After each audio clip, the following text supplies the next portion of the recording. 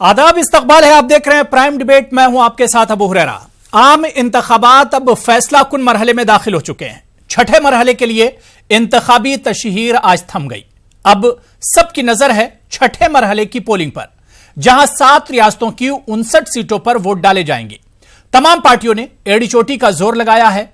मई के महीने की तपती धूप और शदीद गर्मी में भी उम्मीदवारों ने अपने हक में वोट मांगे, लेकिन दूसरी तरफ रोजे की हालत में तपती धूप में क्या मुस्लिम वोटर्स वोट करने के लिए 12 तारीख निकलेंगे? यह बड़ा सवाल है। वोट डालने के लिए लोगों को घंटों लाइन में खड़े रहना पड़ता है।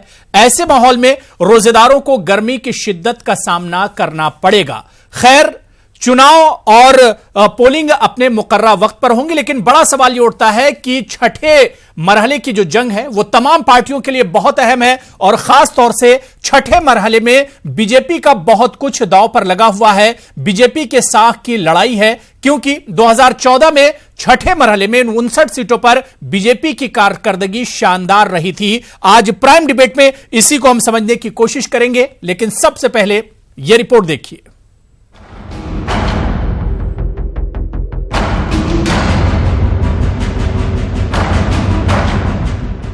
आम इंतखाबात का छठा मरहला बहुत अहम है। जिस पार्टी की इस मरहले में अच्छी कारकर्दगी रहेगी, उसी पार्टी की नैया पार लगेगी। छठे मरहले में 7 रियासतों की 59 सीटों पर वोट डाले जाएंगे, जिनमें यूपी की सबसे ज्यादा 14 सीट शामिल हैं। ये तमाम सीटें पूर्वांचल की हैं, जिसे वजीर आला योगी आदित्यनाथ का गढ़ माना जाता है। इसके अलावा हरियाणा की 10, मगरबी बंगाल की 8, मध्य प्रदेश की 8, बिहार की 8 और दिल्ली की तमाम 7 सीटों पर वोट डाले जाएंगे।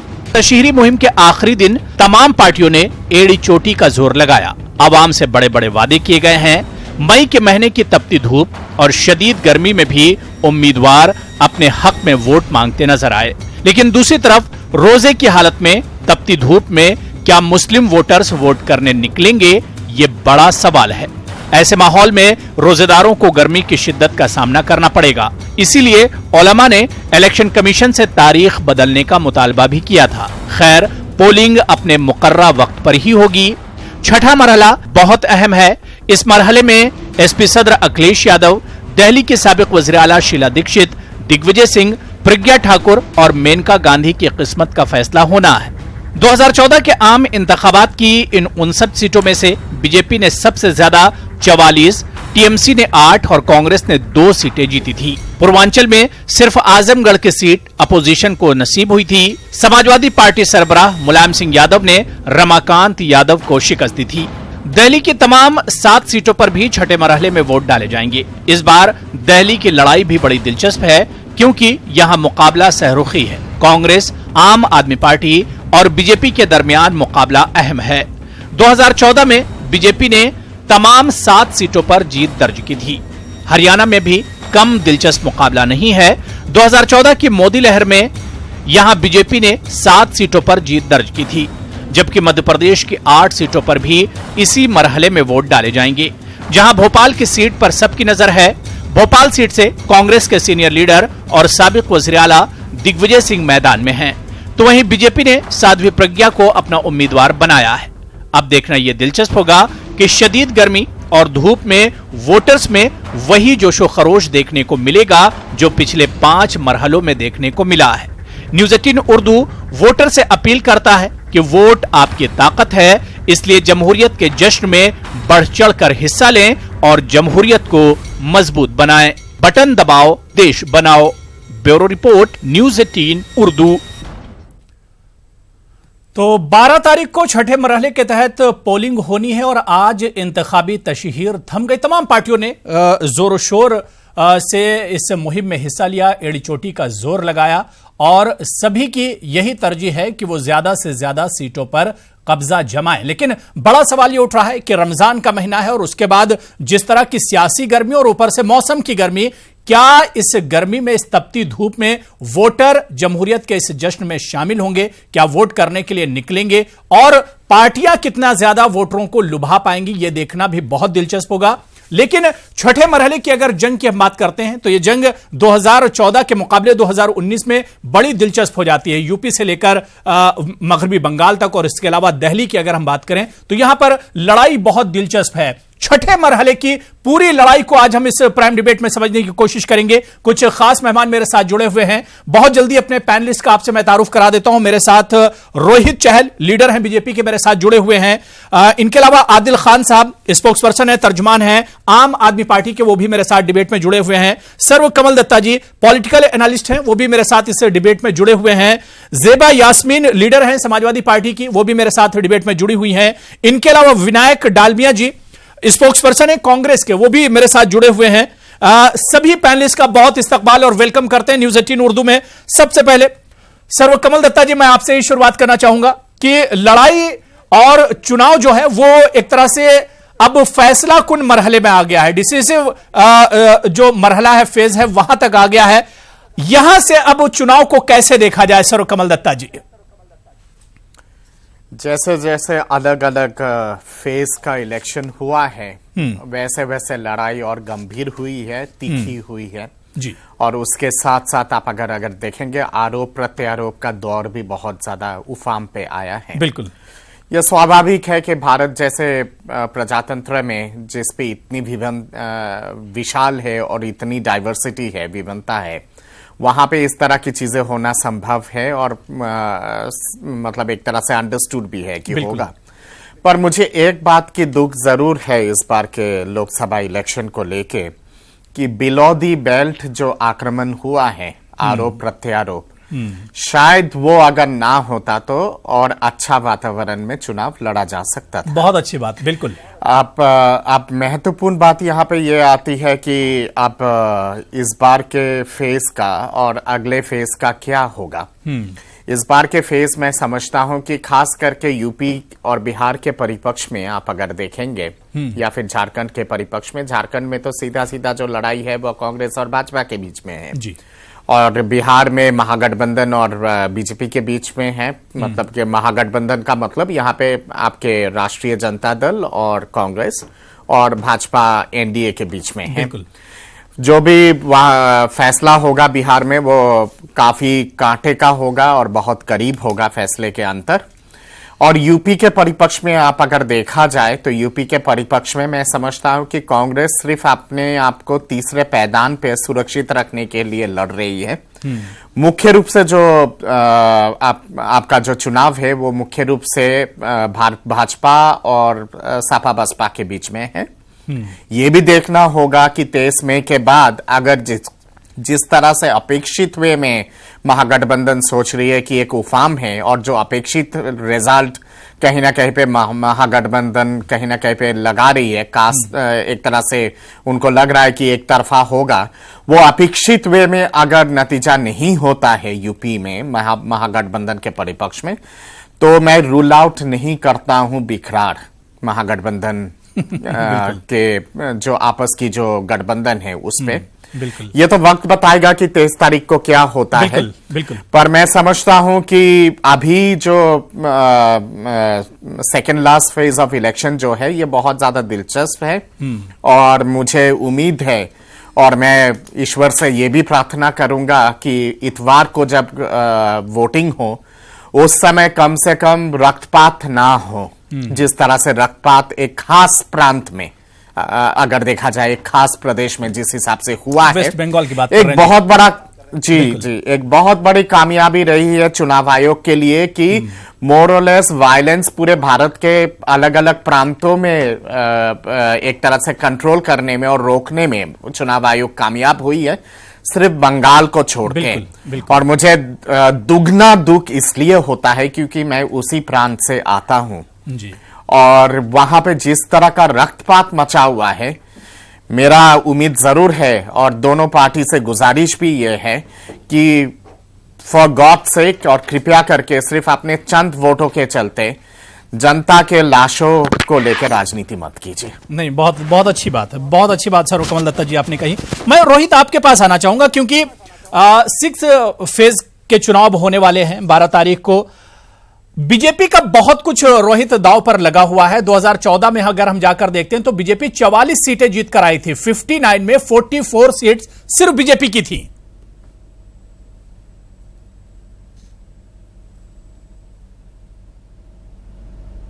हेलो जी रोहित। देखिए हुरेरा जी, मुझे लगता है कि भारतीय जनता पार्टी पिछली बार भी लगभग आप देखिए इन सभी मैक्सिमम सीट्स पे भारतीय जनता पार्टी की जीत हुई थी। और जब परिणाम आएंगे आप मानिए कि 59 सीट्स पे जो चुनाव होने जा रहा है उस पर भारतीय जनता पार्टी जीतेगी। पिछली बार से ज्यादा सीटें भारतीय जनता पार्टी जीतने जा रही है, क्योंकि पिछली बार और अब में यह अंतर है कि 5 साल जो मोदी जी ने काम किया है, विकास किया है, विकास के नाम पर हम लोग चुनाव लड़ रहे हैं। जिस तरीके से चाहे वो गरीबों को आवाज देने का काम हो, 1.5 करोड़ लोगों को आवाज देने का काम हो, चाहे प्रधानमंत्री उज्ज्वला योजना के तहत मां के आंसू पोंछने का काम हो, चाहे वो मां को सम्मान देने का काम 10 करोड़ शौचालय बनाकर किया हो, चाहे गरीबों को हेल्थ इंश्योरेंस 50 करोड़ लोगों को तक अपना हेल्थ इंश्योरेंस देने का 5 लाख रुपए एक परिवार को देने का काम हो। इतना ही नहीं, लगातार जिस तरीके से विकास सड़कों का एक जाल देश के अंदर बिछाया है, हर गरीब का चाहे वो मध्यम वर्ग है उसको इनकम टैक्स। लेकिन रोहित चहल जी 2014 के मुकाबले में 2019 में बहुत समीकरण बदले हुए हैं। चुनावी समीकरण की अगर हम बात करें तो 2019 में बहुत कुछ बदला हुआ है। बिल्कुल हुरेरा जी, बिल्कुल बदला हुआ है। आज ये बदला हुआ है कि 2014 में विषय भ्रष्टाचार था, आज विषय ये है कि कांग्रेस पार्टी जिस तरीके से लगातार आप देखिए सेना के शौर्य पराक्रम पे सवाल उठा रही है, किस तरीके से कश्मीर के अंदर arm forces special protection act वो खत्म करने की बात करते हैं, सेना के हाथों को बांधने का काम करने की बात कर रहे हैं, वहां से आर्मी को विड्रॉ करने की बात कर रहे हैं। जो भारत तेरे टुकड़े होंगे के नारे लगाने वाले, भारत का तिरंगा जलाने वाले लोगों को कहते हैं कि उसके ऊपर केस नहीं लगेगा, देशद्रोह का जो कानून है उसको खत्म करने की बात करते हैं। सर्जिकल स्ट्राइक पे आज देश के अंदर सवाल उठाए जा रहे हैं कांग्रेस के द्वारा, विपक्ष के द्वारा एयर स्ट्राइक पे सवाल उठाए जा रहे हैं, आज सेना के शौर्य और पराक्रम पे सवाल उठाए जा रहे हैं। बिल्कुल तब में और आज में ये अंतर है, लेकिन आज एक देश के अंदर मजबूत सरकार, नेतृत्व निर्णय लेने वाली सरकार है, जिसने 26/11 में हमला होता था, सेना तैयार थी लेकिन उनको ऑर्डर नहीं दिया गया। आज मोदी सरकार है जो पाकिस्तान के अंदर घुस के मारने वाली सरकार है, जो ये नहीं देखती सेना। मैं ये समझना चाह रहा था कि 2014 की तरह यूपी में इस बार यूपी में बहुत मुश्किल है बीजेपी के लिए, क्योंकि 2019 में यहां पर समाजवादी पार्टी और बीएसपी एक साथ हैं। 2014 में यह तस्वीर नहीं थी। देखिए मुझे बिल्कुल, देखिए मैं तो एक बात कहूंगा, 17 में भी तस्वीर दूसरी थी। 2 युवा एक साइकिल पे सवार हुए थे और साइकिल का पंचर हो गया और हाथ आज दूसरी जगह खड़ा हुआ है। और वही चीजें आपने सर्कस में देखा होगा, हाथी जो है वो साइकिल पे सर्कस में ही दिखाई देता है और आज यहां दिखाई दे रहा है, तो आपको ध्यान में आ जाएगा। और मैं एक बात कहता हूं, एक लाइन कहना चाहूंगा इन लोगों के लिए, देशद्रोहियों के किले ढहेंगे राष्ट्रवादियों के वोटों से, देशद्रोहियों के किले ढहेंगे राष्ट्रवादियों के वोटों से, सांप नेवले एक हो गए मोदी जी के खौफ से। तो एक मैं यही कहना चाहूंगा, देश की जनता देख रही है, जो सांप नेवले की लड़ाई लड़ने वाले, जो सेना के शौर्य पराक्रम पे एयर स्ट्राइक और सर्जिकल स्ट्राइक पे सबूत मांगने वाले, जो विकास की बात मायावती जी कहती हैं हमें मजबूर सरकार चाहिए और मोदी जी कहते हैं मजबूत सरकार। तो मायावती जी एक तरफ है, अखिलेश जी एक मजबूरी की सरकार, विनायक डालमिया जी एक तरफ जो है विनायक डालमिया प्रधान सेवक है, जो भारत माता की सेवा और सबकी सेवा। छठे फेज की अगर हम बात करते हैं तो यहां पर कांग्रेस को, जाहिर सी बात है कांग्रेस के पास खोने के लिए यहां पर कुछ नहीं है। 2014 में सिर्फ 2 सीटें कांग्रेस की थी।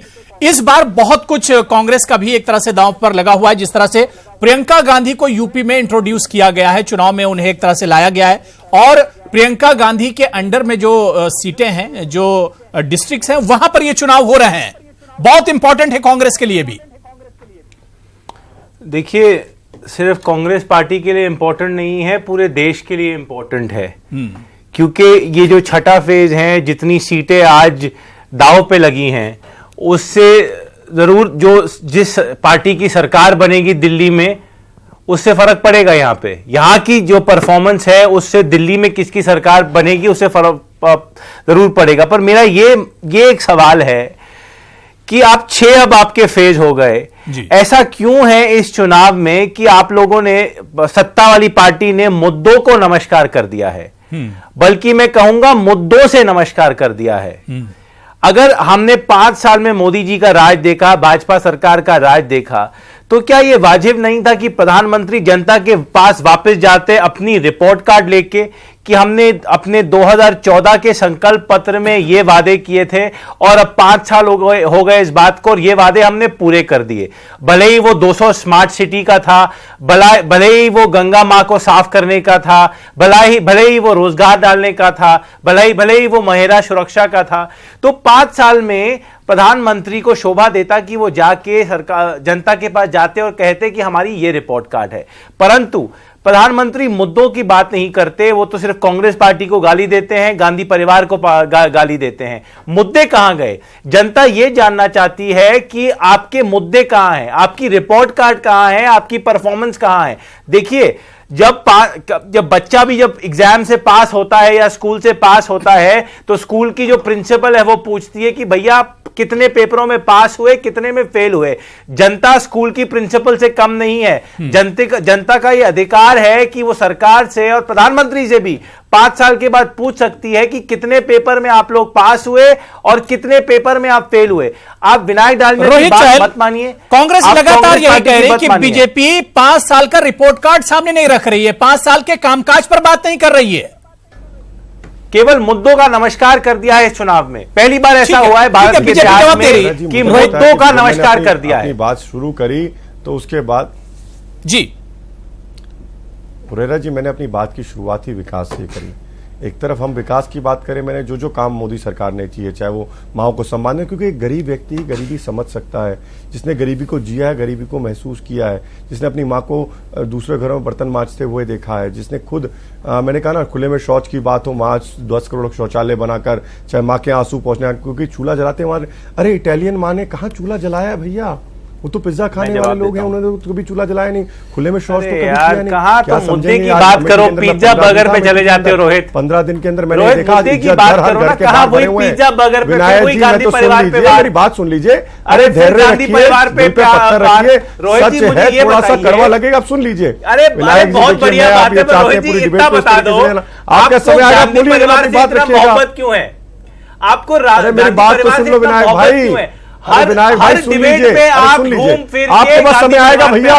60 साल थे आपके पास, न्याय नहीं किया 60 साल में, अब करेंगे न्याय, अब होगा न्याय। युवाओं की बात करो, महिलाओं की बात करो। अमेठी की अरे आप घूम फिर के टूटे हुए रिकॉर्ड की तरह गांधी परिवार पे आ जाते हो। महिलाओं तो वही, यही तो मैं कहना चाह रहा हूँ कि मुद्दों का नमस्कार कर दिया है, मुद्दों से नमस्कार कर दिया है, मुद्दों से भटकने की जो रणनीति है भाजपा की, जनता उसका बखूबी जवाब देगी 23 मई को। चतुर्वेदी जी के साथ पार्टी छोड़ के भागना पड़ा प्रियंका रोहित भाई, थोड़ी मैच्योरिटी से डिबेट करो, आप थोड़े मैच्योर हो जाओ। आप युवा मोर्चा के कार्यकर्ता नहीं हो, आप मेन बीजेपी में आ गए हो। रोहित भाई, आप युवा मोर्चा के कार्यकर्ता नहीं रहे, थोड़ी मैच्योरिटी से डिबेट करो। आप लगते हैं इनमेच्योरिटी से बहुत डिबेट करते हैं, घूम फिर के वही गांधी परिवार, घूम फिर के गांधी परिवार। अरे भाई, इतना टूटा हुआ रिकॉर्ड है आप लोगों का, मुद्दों की तो बात करिए।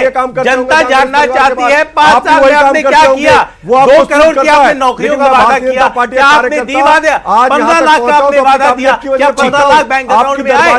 200 स्मार्ट सिटी का आपने वादा किया। बार अपोजिशन में कांग्रेस की तरफ से यही कहा जाता है कि मुद्दों पर बात नहीं हो रही, इस चुनाव में मुद्दों पर बात नहीं हो रही। मैं वही कह रहा हूं, ठीक है, बात हो गई रोहित, चल बात हो गई मेरे ख्याल से, विनायक डालमिया मेरे ख्याल से बात हो गई।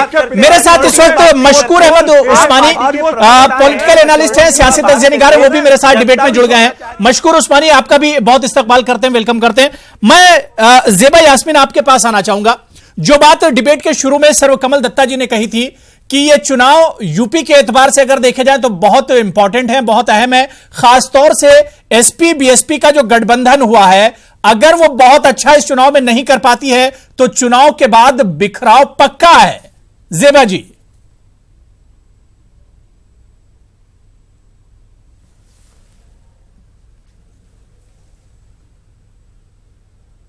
बसपा का जो गठबंधन बना है जिसमें आरएलडी भी इंक्लूडेड है, हम लोगों ने एक बहुत मजबूत प्लेटफॉर्म दिया है, एक बहुत मजबूत बेस बनाया है एंटी गवर्नमेंट वोटर्स के लिए, जो अभी तक अच्छा साबित हुआ है। बाईपोल्स इलेक्शन में आपने देखा हमारे उत्तर प्रदेश के जो मुख्यमंत्री हैं उनके गढ़ से उन्हें हराया गया। इससे ज्यादा आपको सबूत क्या चाहिए? बाकी आगे की बात अगर है तो हमें अभी भी अच्छी उम्मीद है, क्योंकि पहली बार ऐसा हो रहा है कि उत्तर प्रदेश में गवर्नमेंट के खिलाफ एकजुट होकर एक प्लेटफॉर्म पे आके वोटर्स वोट कर रहे हैं। कास्ट और धर्म से ऊपर उठ के लोग मुद्दों पे वोट कर रहे हैं। और मुझे बहुत शर्म आई, अभी प्रवक्ता ये जो बीजेपी साहब हैं महोदय बैठे हुए हैं, वो किसी की मां पे टिप्पणी कर रहे हैं, इटालियन मां। क्या किसी की मां अगर इटालियन है तो ये गुनाह है? किसकी मां बर्तन? ये कह रहे हैं मोदी जी की मां बर्तन धो के पैसे कमाती थी। किसकी मां बर्तन नहीं धोती? किसकी मां बच्चों को खाना नहीं खिलाती? आप ये बताइए। ये मुद्दा है चुनाव का? क्या ये मुद्दा है चुनाव का? बच्चे देखिए, क्या आप इसी मुद्दे पे बीजेपी महोदय, क्या आप इसी मुद्दे पे चुनाव लड़ेंगे? क्या आप इसी मुद्दे पे चुनाव लड़ेंगे? आप इतनी बकवास करते हैं, इसीलिए आपको थप्पड़ पड़ा था फूलपुर से, इसीलिए थप्पड़ पड़ा गोरखपुर में, आपको 3 राज्यों में। यही एक वजह है कि आपको तीनों राज्यों में थप्पड़ पड़ा है। आप हमेशा साफ नेवला, इटालियन मदर इस तरीके की बात करते हैं, आपको शर्म आनी चाहिए। इतिहास गवाह है कि इस तरीके का प्रधानमंत्री हमारे देश में पहली बार आया है जो किसी भी मंच से महिला विरोधी चेहरा समाजवादी मार्गदर्शन पे पूरा बीजेपी पार्टी चल रही है।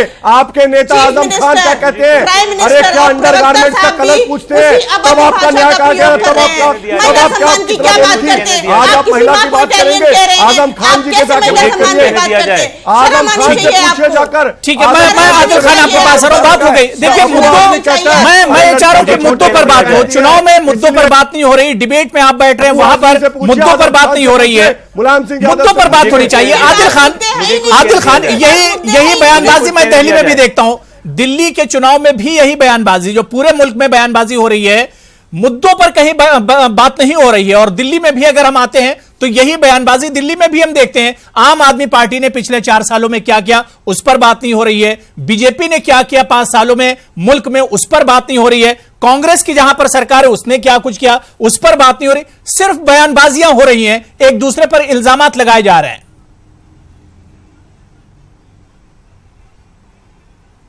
निश्चित तौर पर पिछले 5 सालों से जिस तरीके से सरकार चलाई जा रही है वरेरा भाई, और जिस तरीके से 5 साल पहले भारतीय जनता पार्टी पूरे देश में घूम घूम कर मुद्दे की बात करती थी, इस चुनाव में जिस तरीके से हम सारे लोग देख रहे हैं कि कहां गई महंगाई, जिस महंगाई पर ये बात कर रहे थे उसका क्या हुआ, जिस रोजगार की ये बात कर रहे थे उसका क्या हुआ, जिस शिक्षा की ये बात कर रहे थे उसका क्या हुआ, जिस महिला सुरक्षा की बात कर रहे थे उसका क्या हुआ, जिस भ्रष्टाचार की बात कर रहे थे उसका क्या हुआ। कहीं पर भी देश के प्रधानमंत्री हो या भारतीय जनता पार्टी का कोई और नेता हो, इन बातों का उनके किसी भी मंच से जिक्र नहीं है। बहुत ही अफसोस होता है ये जानकर, ये देखकर कि जब देश के प्रधानमंत्री मुद्दों से भटके हुए हैं तो बाकी लोगों की क्या बात की जाए। रही बात हमारी आम आदमी पार्टी शिक्षा, स्वास्थ्य, आपके हेल्थ में काम कर रही है, बिजली पानी की बात करती है। हम चुनाव में मुद्दों की बात करते हैं, ये चुनाव में बात क्या करते हैं। अभी 8 तारीख को प्रधानमंत्री जी रामलीला ग्राउंड से स्पीच दे रहे थे, उन्होंने कहा कि हमने मोबाइल के बिल कम कर दिए। कितने अफसोस की बात है जब पूरा दिल्ली टकटकी लगाए प्रधानमंत्री की तरफ देख रहा था कि शायद वो शिक्षा की बात करें, शायद वो रोजगार की बात करें, शायद वो स्वास्थ्य की बात करें, और शायद वो पूर्ण राज्य की बात करें जिसका वादा उन्होंने दिल्ली की जनता से 5 साल पहले किया था। लेकिन प्रधानमंत्री जी खड़े होकर ये कहते हैं कि हमने बिजली का बिल कम कर दिया। मुझे कुछ कहने दिया जाए। देश, ठीक है विनायक जी, मैं आऊंगा, थोड़ा बात पूरी हो जाए, मुझे ब्रेक पर जाना, ब्रेक बाद में आता हूं। और दिल्ली ये जानना चाहता है कि क्या, मैं रोहित मैं आपके पास आ रहा हूं, मुझे ब्रेक पर भी जानना चाहता है और दिल्ली जानना चाहती है कि क्या हमने मोबाइल का बिल कम करने के लिए सरकार बनाई थी?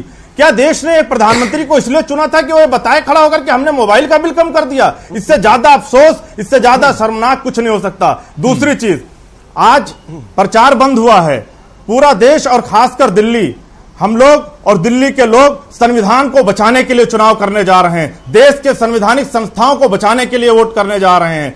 देश के लोग और दिल्ली के लोग इस बार उस पार्टी को कतई और कतई नकारने जा रहे हैं जिसने 5 साल सिर्फ जुमलों की बात की हो, जिसने 5 साल दिल्ली को विनाश की तरफ ले जाने का काम किया हो। ठीक है, मैं आपके पास जाऊंगा, लेकिन उससे पहले मैं मशकूर उस्मानी आपके पास आना चाहता हूं।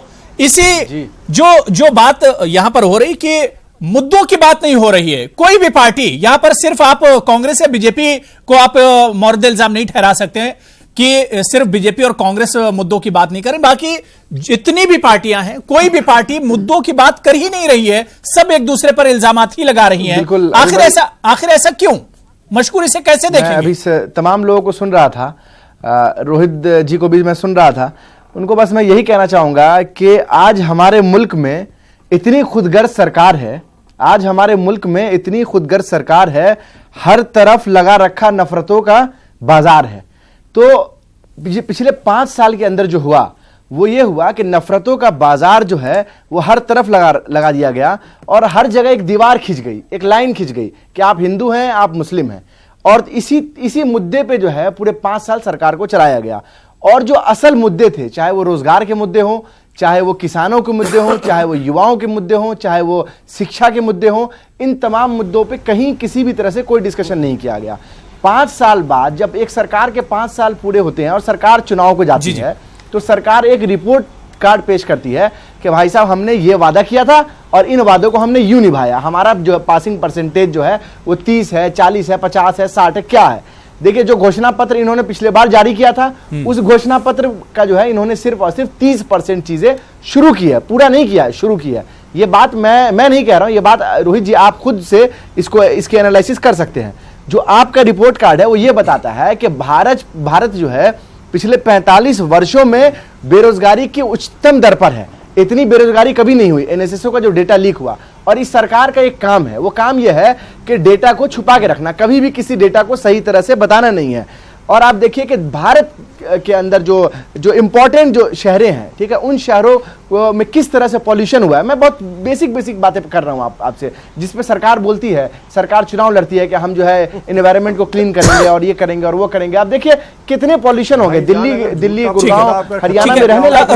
रोहित का मैं जवाब दे लेता हूं। सर, कमल दत्ता जी ब्रेक पर जाना, मैं फिर ब्रेक के बाद आपसे शुरुआत करूंगा। पिछले रोहित मैं 30 सेकंड दे रहा हूं, सालों में ऐसा कभी नहीं हुआ। रोहित चाहे मैं 30 सेकंड दूंगा, विनायक मैं ब्रेक के बाद आपके पास आऊंगा। रोहित मैं 30 सेकंड दे रहा हूं रिएक्शन के लिए। शांत करा लीजिए, झूठ खत्म हो गया हो तो इनका। रोहित चाल में 30 सेकंड, मुझे कमर्शियल ब्रेक पर जाना है। मुझे लगता है कि करके देखिए, आम आदमी पार्टी के बोला, आम आदमी पार्टी की दिल्ली की बात करें, देखिए आम आदमी पार्टी दिल्ली की बात करें, फ्री वाईफाई की बात करें, 20 कॉलेज की बात करें, महिलाओं को शिक्षा की बात, इनके दागी विधायक है, ये पूरी सूची है इनके पास। उसके बाद हमारे जो अलीगढ़ मुस्लिम यूनिवर्सिटी के जो अध्यक्ष है, जो प्योर एंटी जिस तरीके से भारतीय जनता पार्टी है, उन्होंने कहा जॉब की बात करी। जनता पार्टी देखिए CIA का डाटा है, जिस तरीके से बर्बादी की तरफ ले जाने वाले नरेंद्र मुझे कॉमर्शियल ब्रेक पर जाना है। सर, कमल दत्ता जी मैं आपके पास भी आऊंगा, विनायक डालमिया मैं ब्रेक के बाद लौट कर आता हूं और इसी इशू पर हम बात करेंगे कि आखिर मुद्दों पर बात क्यों नहीं हो रही है, गरीबों या बेरोजगारी पर या किसानों के इश्यूज पर बात क्यों नहीं हो रही। तो आम इंतखाबात अब फैसला कुन मरहले में है और 12 तारीख को छठे मरहले के तहत पोलिंग होनी है, वोट डाले जाएंगे। लेकिन सवाल ये उठता है कि बीजेपी की साख जो है, वकार जो है, वो दांव पर लगा हुआ है कि आप बीजेपी 2014 जैसे नतीजे 2019 में दे पाएगी। इसी पर हम चर्चा कर रहे हैं। लेकिन नेता ऐप के जरिए आज हमने जो सवाल किया था, जो सर्वे कराया है, वो सवाल हमारा आपके टीवी स्क्रीन पर है। हमारा सवाल यही था कि क्या सिख दंगों पर सैम पित्रोदा के बयान से कांग्रेस को नुकसान होगा। सर्वे का जवाब भी आपके टीवी स्क्रीन पर है, जिस पर 60% लोगों ने कहा, 60% लोगों ने कहा कि हां, सैम पित्रोदा के इस बयान से कांग्रेस को नुकसान होगा, जबकि 40% तकरीबन लोगों का मानना है कि इस बयान से कांग्रेस को नुकसान नहीं होगा। मैं इसी सवाल पर सर कमल दत्ता जी आपके पास आना चाहूंगा। क्या आपको लगता है कि सैम पित्रोदा का जो बयान है, 1984 दंगों पर जो उन्होंने बयान दिया, मुतनाजा बयान, उन्होंने कहा कि हुआ तो हुआ, क्या आप यह समझते हैं, हालांकि इस बयान पर अब उन्होंने माफी मांग ली है, लेकिन क्या लगता है कि इससे कांग्रेस को नुकसान उठाना पड़ेगा इस बयान के बाद? मेरे साथ मेरे अजीज छोटे भाई कांग्रेस के बैठे हुए हैं जी, उनको एक सलाह जरूर दूंगा ताकि राहुल जी को यह सलाह पहुंचाएं। कांग्रेस के घर के अंदर डिविजनों की कमी नहीं है और कांग्रेस जो हमेशा हारती है, इन सब डिविजनों के कारण ही हारती है। चाहे वो मणिशंकर अय्यर हो, चाहे वो सैम पित्रोदा जी क्यों ना हो, चाहे वो कपिल सिब्बल क्यों ना हो, संदीप दीक्षित क्यों ना हो, ऐसे बहुत लंबी लिस्ट है जो अलग अलग समय पे और अलग अलग सिचुएशन पे कांग्रेस का बहुत बुरी तरह से अंदर रह के दुर्दशा किया है। मेरा तो अपेक्षा ये रहेगा कि कांग्रेस पार्टी, मैं खुद चाहता हूं कि दोनों राष्ट्रीय पार्टियों के बीच में ही मुकाबला हो, क्योंकि मैं हमेशा राष्ट्रीय परिपक्ष में बात किया हूं और राष्ट्रीय परिपक्षता का पक्षधर हूं। क्षेत्रीय पार्टी मैं समझता हूं कि भारत के लॉन्ग टर्म अखंडता के लिए क्षेत्रीय पार्टी भारत के हित में नहीं है, क्योंकि क्षेत्रीय पार्टी क्षेत्रीय सोच लेके, लोकल सोच लेके अपना राजनीति करती है। इसलिए राष्ट्रीय पार्टी का वजूद रहना और राष्ट्रीय पार्टियों के बीच में पूरे भारत के परिपक्ष में मुकाबला होना बहुत आवश्यक है। वो तभी हो पाएगा जब कांग्रेस पार्टी अपने क्षेत्र पे, अलग अलग क्षेत्रों पे, अपने अलग अलग प्रांतों पे अपना रिवाइवल कर पाएगी। रिवाइवल तभी संभव है जब राष्ट्रीय लेवल पे दिग्गजों की जो मंडली है वो सही में बुद्धिता का प्रकाश दे और बुद्धिहीन की तरह बात ना करे। बौद्धिक मंडली अगर हो किसी पार्टी के साथ तो बौद्धिक दृष्टिकोण में वो पार्टी बहुत आगे जाती है, और जब बौद्धिक दृष्टिकोण नहीं होता है तो कहीं ना कहीं पे विचारधारा का, संगठन का और प्रदेश लेवल पे कार्यकर्ताओं का भी पतन होता है। और शायद यही कारण है जिसके चलते कांग्रेस पार्टी से इतना ज्यादा। बिल्कुल, लेकिन सर कमल दत्ता जी, अब सैम पित्रोदा ने माफी भी मांग ली है इस बयान पर जो बयान दिया था। उन्होंने कहा कि उनके कहने का मतलब ये नहीं था। अबू हुरेरा जी, माफी मांगने से कुछ नहीं होता है। माफी मांगना मतलब कि सारी बात कह देना और उसके बाद कहना कि हमें तो खेद है, माफी मांगते हैं, उससे कुछ नहीं होता, क्योंकि आपको जो नुकसान पहुंचाना था वो आपने पहुंचा दिया। और खास करके जब चुनाव एकदम बिल्कुल हुजूम में हो और ये दो फेज बहुत महत्वपूर्ण है। मैं दावे के साथ कह सकता हूं कि कांग्रेस पार्टी की आपके हरियाणा में या फिर आपके पंजाब में एक अच्छा मौका था भाजपा को अच्छी तरह से मुकाबला करने का। पर सैम पित्रोदा जी का जो बयान आया है उसके बाद जो एक ठेस पहुंची है सिख कम्युनिटी के बीच में, उसके चलते कांग्रेस पार्टी को पंजाब में जरूर नुकसान। विनायक डालमिया, इसलिए मतलब थोड़ा सा सोच समझ के बयान देने की आवश्यकता है। और जब पूरा दुनिया जानती है कि राहुल गांधी जी के गुरु है वो। विनायक डालमिया, जिस तरह से सर्व कमल दत्ता जी कह रहे हैं कि पहले तो आपने बयान दे दिया, अब जाहिर सी बात है एक बार जबान से आपके कोई जुमला निकल गया, कोई इस तरह का बयान निकल गया, तो उस पर आप लाख माफी मांगते रहिए, आप उसे रिकवर या रिटेन नहीं कर सकते हैं। देखिए, पहली तो चीज़ है कि उन्होंने माफ़ी मांगी है, पर दूसरी उससे भी ज़रूरी चीज़ है कि ये कांग्रेस पार्टी का बयान नहीं है, ये कांग्रेस पार्टी का व्यू नहीं है, ये कांग्रेस पार्टी का स्टेटमेंट नहीं है। उनका ज़रूरी ये निजी बयान था और जो कहना चाह रहे थे और जो बात निकला वो गलत था। अब मैं आपको ये कहता हूँ, कांग्रेस पार्टी, अरे भाई ये इनको जुमले मास्टर को बोलो चुप हो जाए, ऐसे डिबेट नहीं होगी। ये जुमले मास्टर को बोलो पास्ता खिलाओ और चुप कराओ। रोहित थोड़ा सा सुन तो लीजिए, रोहित चहल थोड़ा सा सुन लीजिए। अब आपके काम की बात है, उससे भी आप नहीं सुन रहे रोहित। ऐसे डिबेट रोहित चहल सुन लीजिए, मैं रिएक्शन का मौका दूंगा।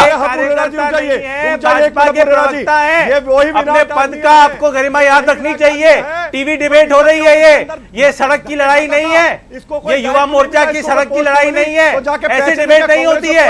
आप, मैं एंकर से दरख्वास्त करूंगा कि इनको म्यूट करा जाए।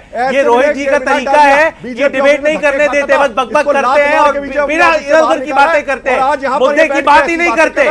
नहीं, रोहित चहल देखिए पर्सनल बातें यहां मत कीजिए, टीवी स्क्रीन पर बैठकर पर्सनल बातें मत कीजिए। रोहित मैं रिक्वेस्ट कर रहा हूं आपसे, रोहित चहल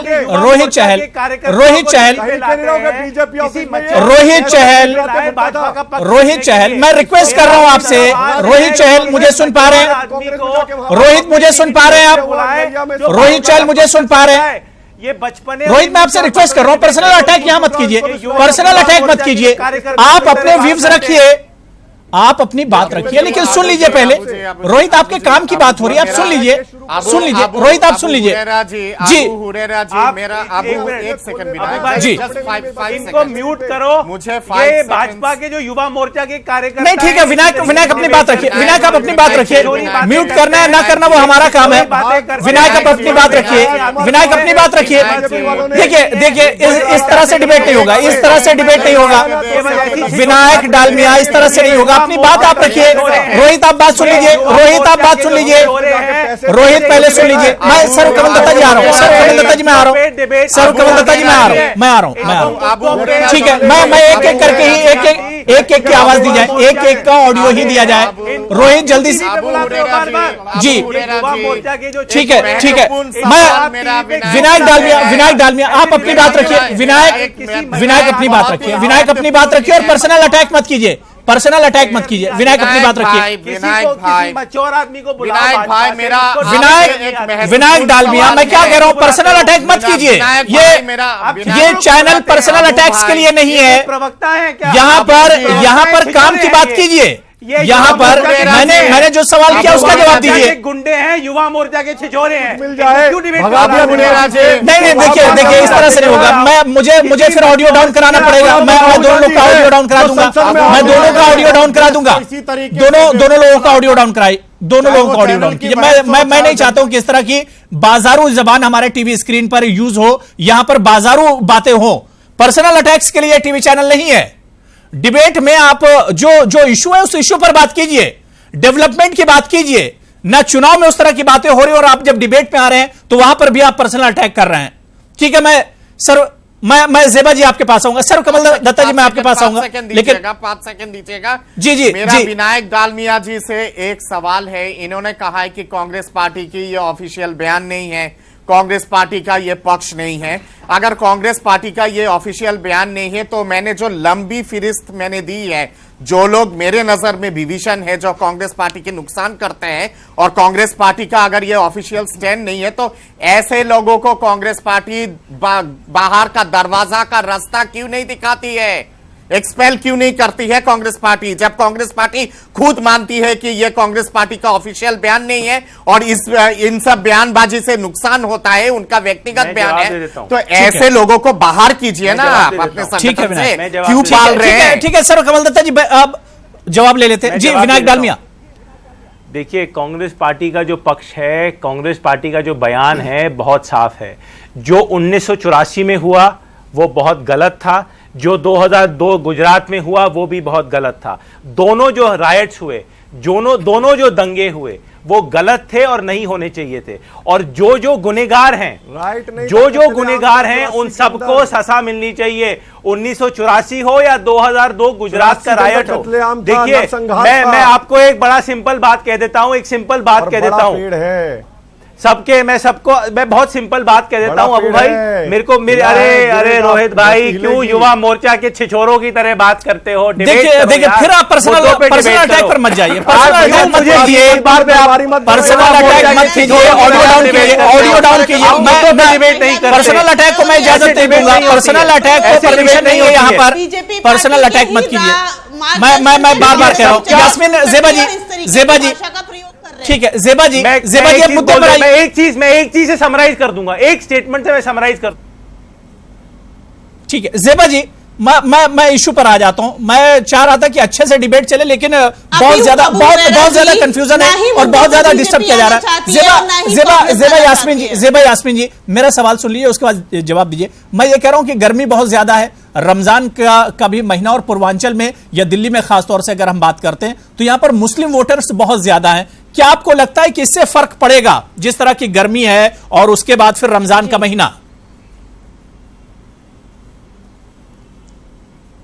देखिए, रमज़ान एक बहुत पाक महीना है और कहीं भी हमारे कुरान पाक में नहीं लिखा है कि रमज़ान के महीने में आप अपने फ़र्ज से फारिग हो गए हैं। आपको अपना फ़र्ज निभाते हुए तब रोज़ा रखना है, और ये जो वोट देना हमारी एक ड्यूटी है, इसको इंशाल्लाह सब लोग फॉलो करेंगे। और रमज़ान के महीने में ऐसा कोई आप अगर सोच रहे हैं कि वोटिंग परसेंटेज घटेगा, तो ऐसा कुछ नहीं होगा। कैराना उपचुनाव हुए थे तो भी रमज़ान का महीना था, लेकिन बहुत अच्छी वोटिंग हुई और माशाल्लाह बहुत अच्छा रिजल्ट आया। तो इस बार भी वोटिंग परसेंटेज पे कम नहीं आएगा। मुस्लिम बहुत जागरूक हो गए हैं, एकजुट हो गए हैं और वो वोट करने जाएंगे। मशकूर, इसी सवाल पर मैं आपके पास आना चाहूंगा, क्योंकि एक खदशा जाहिर किया जा रहा है। और जब इलेक्शन कमीशन ने डेट्स अनाउंस की थी, उस वक्त भी मुसलमानों की तरफ से जो उलमा थे उनकी तरफ से बात कही गई थी। हालांकि कई पार्टियों की तरफ से भी ये बात रखी गई थी कि रमजान में चुनाव हो रहे हैं, सख्त गर्मी होगी, मई का महीना होगा आखिर के फेजेस में। वहां पर यह एक डर था कि हो सकता है मुस्लिम वोटर्स घरों से न निकले वोट करने के लिए। देखिए अबू भाई, ये जो खदशा जो लोगों को लग रहा है कि मुस्लिम वोटर्स जो है रमजान की वजह से नहीं निकलेंगे, तो मैं आपको बताऊं ये बिल्कुल गलत है। ठीक है, मैं भी एक प्रैक्टिसिंग मुस्लिम हूं, मैंने रोजा रखा और अभी शाम में आपके साथ डिबेट पे लाइव हूं, तो और दिन में भी मैंने सारे काम किए। इसी तरह से रमजान के महीने में किसी को कोई इस बात की आपत्ति, कोई तकलीफ नहीं होती है कि आप फला काम ना करें, फला काम ना करें। ये तो एक फर्ज है, वोट देना जो है एक फर्ज है कि आप एक रोहित आ रहा हूं आपके पास। जी, आप एक अच्छी सरकार को चुने, और अगर कोई बादशाह जो जुल्म कर रहा है, ठीक है, जो जालिम, अगर कोई बादशाह है, रूलर है, या जालिम सरकार है जो गरीबों पर जुल्म करती है, उसको हटाने की जिम्मेदारी जो है तमाम लोगों की है। उसको हटाने की जिम्मेदारी तमाम लोगों की है, इस देश के और मुसलमान भी है, तो मुसलमानों के लिए भी बराबर फर्ज है। रमजान का महीना है, तो इस बात को सोचकर जुल्म कर रहा है या फिर गरीबों पे जुल्म कर रहा है, वो तो 23 तारीख तय करेगा। बादशाह गरीबों के बादशाह है या फिर अमीरों की बादशाह है, वो 23 तारीख तय करेगा। तथ्यों के आधार पे बात कीजिएगा, तथ्यों के आधार पे बात कीजिएगा, तथ्यों के आधार पे। मैं यहाँ आपसे सवाल पूछता हूँ, वर्ल्ड बैंक की रिपोर्ट, IMF की रिपोर्ट, एशियन डेवलपमेंट बैंक की रिपोर्ट, पीस की रिपोर्ट, पीस ऑफ गवर्नेंस की रिपोर्ट, ये सारे रिपोर्ट जितने सारे हैं भारत को उखाड़ के बता रही है। केवल आपकी तथ्यों के आधार पर आपके तथ्यों के आधार पर दुनिया जानती है कि भारत तूफान पे है आज के डेट में।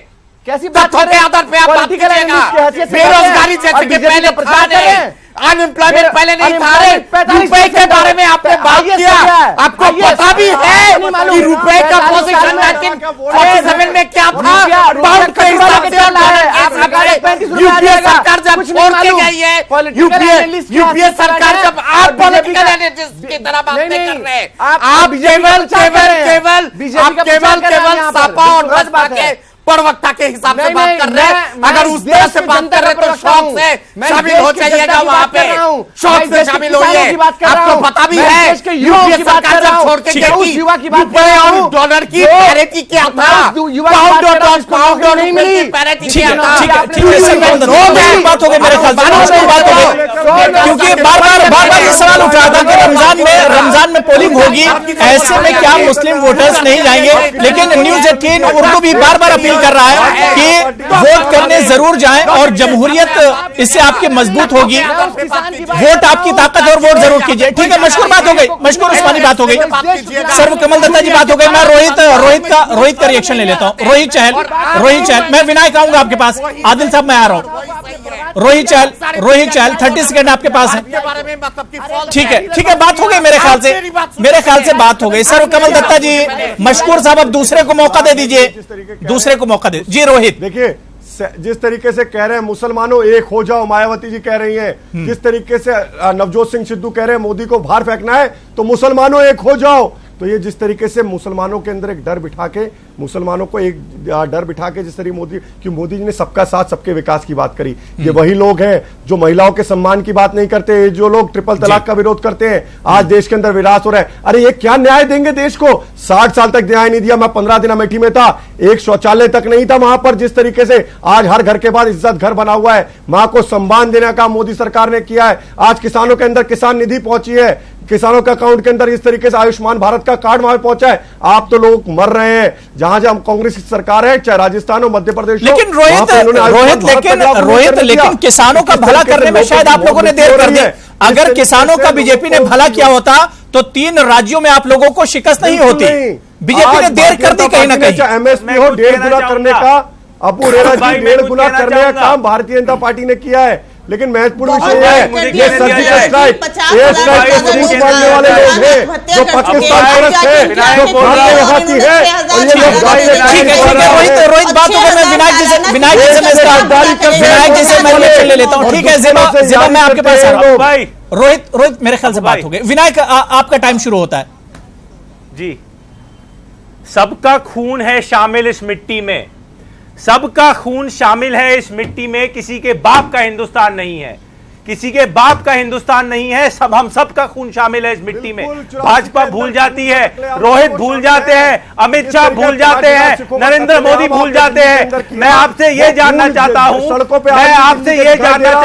कि पिछले 5 साल में किसका अच्छा दिन आया है? अच्छा दिन आया है पीयूष गोयल का, अच्छा दिन आया है नरेंद्र मोदी का, अच्छा दिन आया है अमित शाह का, अच्छा दिन आया है अनिल अंबानी का, अच्छा दिन आया है शौर्य दोवल का। आम जनता का अच्छा दिन कब आएगा? आम जनता के अच्छे दिन कब आएंगे? महिलाओं के अच्छे दिन कब आएंगे? किसानों के अच्छे दिन कब आएंगे? युवाओं के अच्छे दिन कब आएंगे?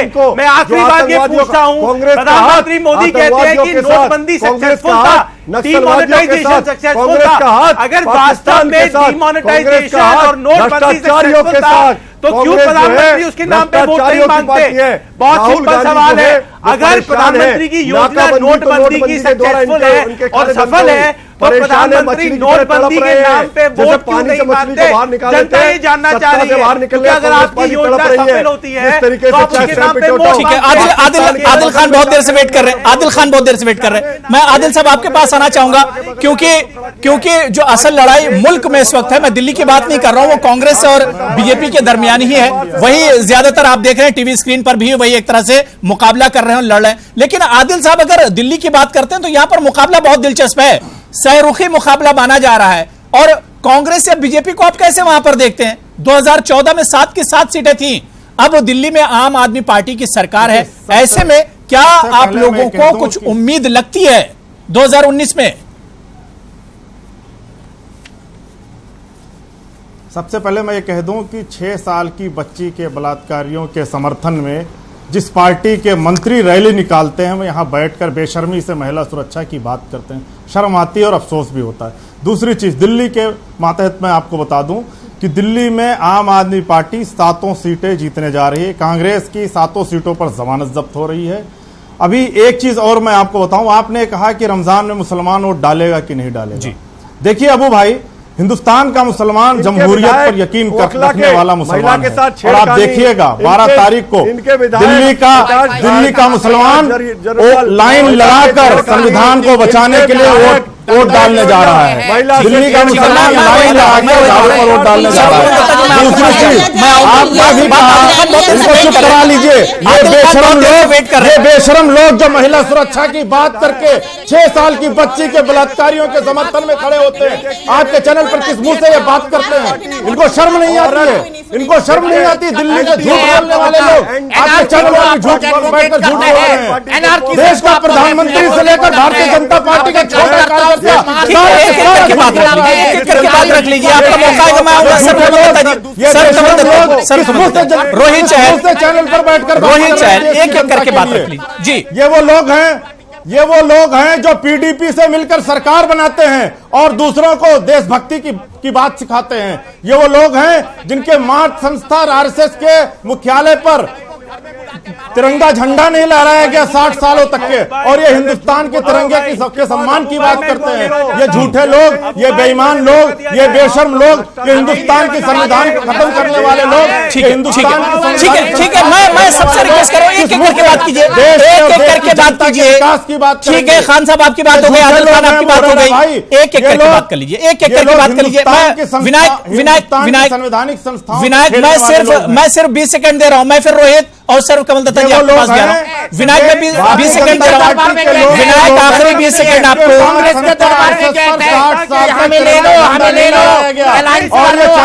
ठीक है, देखिए अब ठीक है, मेरे पास टाइम भी नहीं बचा है, लेकिन बार बार जो न्यूज़ 18 उर्दू आपसे अपील करता है कि आपका वोट आपकी ताकत है, जमहूरियत के जश्न में जरूर शामिल होइए, बटन दबाइए और देश को मजबूत बनाइए। यही बार बार अपील है न्यूज़ 18 उर्दू की। और ऊंट किस करवट बैठेगा ये तो 23 तारीख को पता चलेगा। बहुत बहुत शुक्रिया रोहित चहल आपका, आदिल खान आपका, सर्व कमल दत्ता जी आपका भी बहुत बहुत शुक्रिया, विनायक डालमिया, मशकूर उस्मानी साहब आपका भी, और जेबा यास्मीन जी आपका भी बहुत बहुत शुक्रिया प्राइम डिबेट में जुड़ने के लिए। आदाब।